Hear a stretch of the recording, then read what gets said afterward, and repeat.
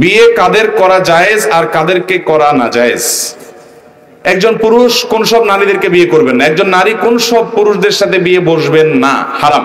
এ সম্পর্কে সূরা নিসার 23 নম্বর আয়াতে আল্লাহ রাব্বুল আলামিন 14 জনের একটা তালিকা দিয়েছেন। এর মধ্যে প্রথম হলেন মা। একজন পুরুষ তার মায়ের সঙ্গে বিয়ে বন্ধনে আবদ্ধ হতে পারবেন না। দ্বিতীয় হলো বোন, তৃতীয় হলো কন্যা, চতুর্থ হলো খালা, এরপর হলো ফুফু, এরপর হলো ভাতিজি, তারপর হলো ভাগ্নি, তারপর হলো শাশুড়ি, তারপর হলো পুত্রবধূ, এরপর হলো নিজের স্ত্রী, যিনি যার সঙ্গে তিনি সংসার করেন, শারীরিক সম্পর্ক করেছেন। এই স্ত্রীর অন্য ঘরের কোনো কন্যা যদি থাকে তাকে বিয়ে করা যাবে না। ঠিক একইভাবে কোন মহিলাকে আপনি বিয়ে করেছেন, তার বোনকে, এই মহিলা স্ত্রী থাকাকালীন একসাথে দুই বোনকে বিয়ে করতে পারবেন না। এই মহিলার সাথে তালাক হয়ে গেছে, মারা গেছে, তখন করতে পারবেন।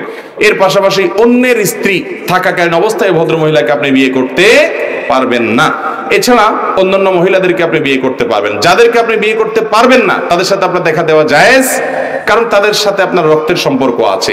আর যাদেরকে আপনি বিয়ে করতে পারবেন তাদের সাথে দেখা করা জায়েজ নাই, কারণ সেখানে আপনার পর্দার বিধান আছে, সেখানে আপনার মনের ভিতরে বাজে চিন্তা আসার সম্ভাবনা জোরালো, সেজন্য সেখানে পর্দা করার নির্দেশ করেছে, কারণ সেখানে বিয়ে করার অপশন খোলা আছে।